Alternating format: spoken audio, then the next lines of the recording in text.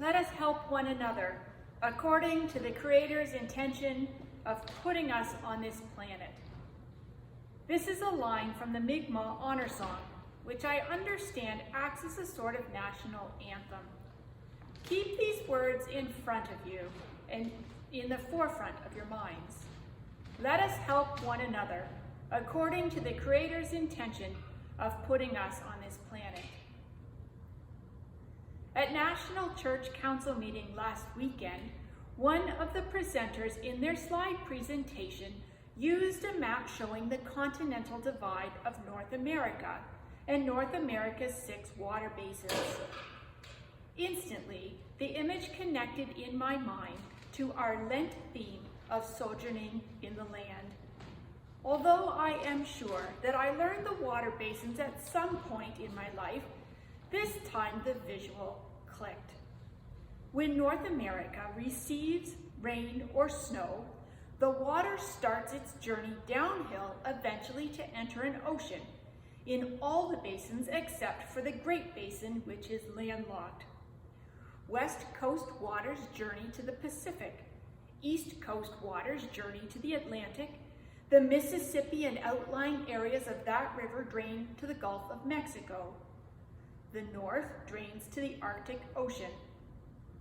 And the Central North Basin waters journey to Hudson Bay. Conceiving North America in terms of water basins changes my thoughts on sojourning in the land. The image totally draws attention from the land, moving outward towards the oceans, deep seas. Sojourning in the land is in the end a journey to water. Some may find it sobering, others exhilarating, that eventually, when our bodies die and are laid to rest, and as our particles return to the earth, slowly the particles are washed to the nearest ocean. I find comfort in this continual cycle of death and rebirth through the cycle of water.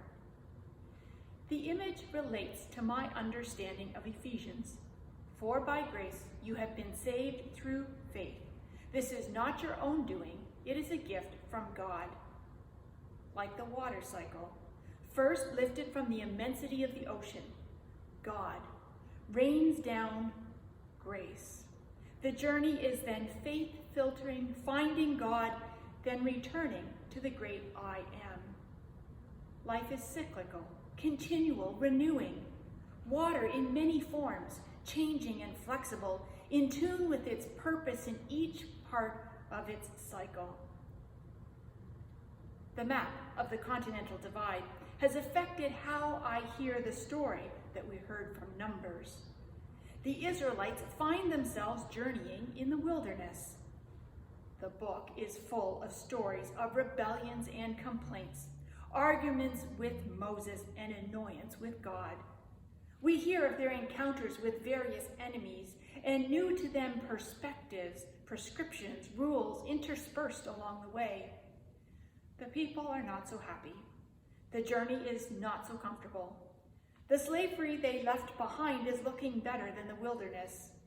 And today I think I get it. Of all the water basins in North America, there is only one that is completely different, the Great Basin, located primarily in the states of Nevada and Utah. It is landlocked. Water in the form of precipitation does not go to the ocean. Instead, it collects in lakes or swamps to evaporate and make salt lakes. There is heat and there is desert. For those living in other water basins, this anomaly is interesting and confusing. To live in this water basin, to sojourn there, requires a different set of rules and ways of being. Now think about the Israelites. Before finding themselves in the wilderness, they are living in Egypt, where life, wealth, weather, health, commerce were dependent on the Nile River. The Nile provided water, food, and a way to make bricks to build shelter. This water basin provided a known order and a routine. seasons, with the water eventually going to the ocean via the Mediterranean Sea. The Israelites had lived along the Nile and on its floodplain for generations. This is all they knew. And then they find themselves in an anomaly.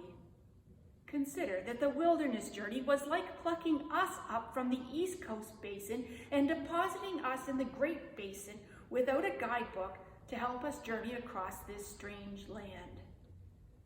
How do you travel through an unknown land, one you do not intend on settling in because you have a destination on the other side? This journey is a pass-through. You find the land inhospitable. You know not the customs or language of the people whom you meet. The weather patterns are different. The flora and fauna are unusual. You have no idea of the potential dangers or what you need to know for survival. No wonder the people acted as they did. The situation really bites.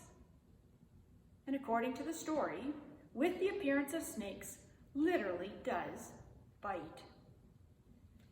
In the wilderness, the people's new normal has been to take their complaints to Moses and ask Moses to pray to God on their behalf. God responds in a saving manner. In this case, God suggests to Moses that he craft a bronze serpent on a pole for the people to look at when bit, and they will be saved. It sounds awfully simple and full of hocus pocus, like God has a magic wand in the eyes of the people. It's a sign. God works a miracle as God imbues the snake sculpture as the magic wand. Perhaps it was not the wand at all. It was Moses turning back to God at the behest of the people to take their concerns to God. The miracle, the health of the people, was in a shift of thinking and focus, no longer on their plight, but rather the taking steps to move towards grace, towards God.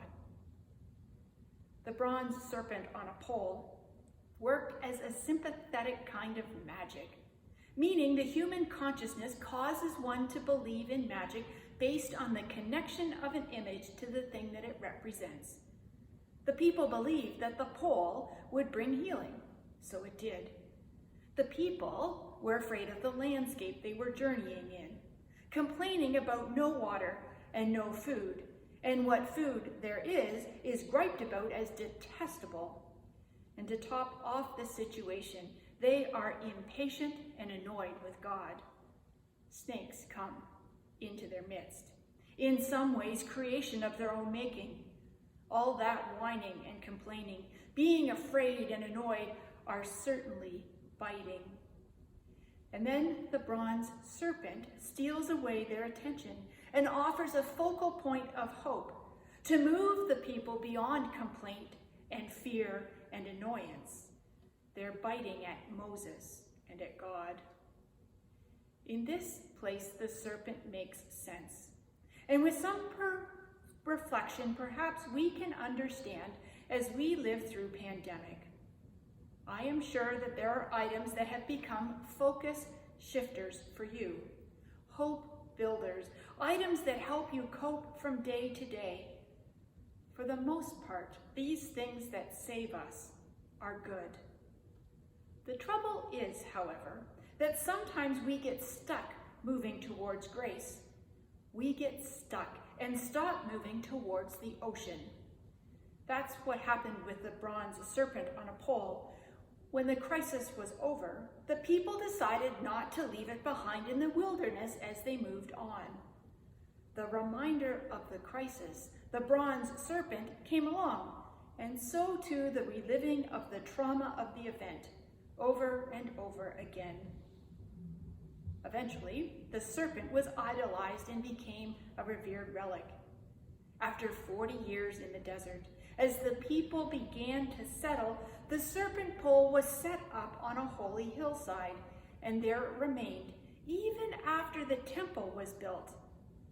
By the time of King Hezekiah, that is, people had been in the land for a really long time, and those who had lived through the situation in the wilderness had passed away generations before. The book of 2 Kings records that people were making offerings to the serpent pole and had named it Nehushtan. Something that represented a saving action had now become destructive. It's as if for some, settling in the land prohibited the thought of journey or sojourning. It is like drawing a line in the sand and saying, "Here I am, I'm not crossing over." And then setting up shrines to make certain pieces of history, generally shrines to having supposedly come out the other side of a traumatic experience, where the shrine is a trigger to pull one back to continually relive the trauma. That doesn't sound like a healthy, life-giving way to live. Sojourning in the land, moving towards grace, is an important concept for the world's peoples today. Through pandemic, we have found those things that brought us through, saved us.